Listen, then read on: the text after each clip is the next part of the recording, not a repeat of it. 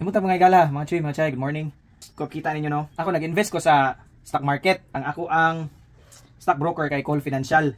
Ako mo suggest ninyo kung naamoy mga sobrang kwarta kana kaysa sa i-invest ninyo sa mga butang nga liabilities ba kana bitong nagpagawas og kwarta sa inyong bulsa. Mas nindot kung magtuon mo mga investment like kaning stock market. Basta mo invest lang ka sa mga blue chip company. Example sa mga blue chip company.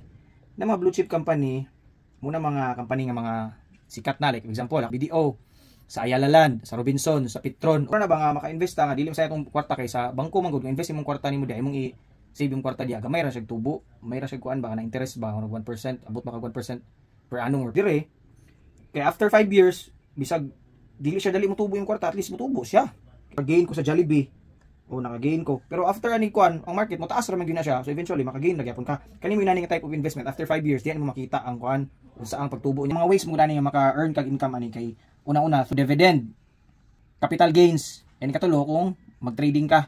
So for more information, before ka mosulod og inani investment, magtuon gyud ta makatuon sa YouTube. Number 1, number 2 sa Google.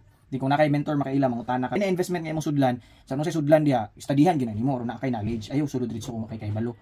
Ay sulod og butang o kay kaalam. So mura to akong ma-advise ninyo no nindot kay mga higala nga nagi tay knowledge about financial literacy, financial education kay mo unay wala gitudlo sa atuang mga eskwelahan. So mura to. Peace.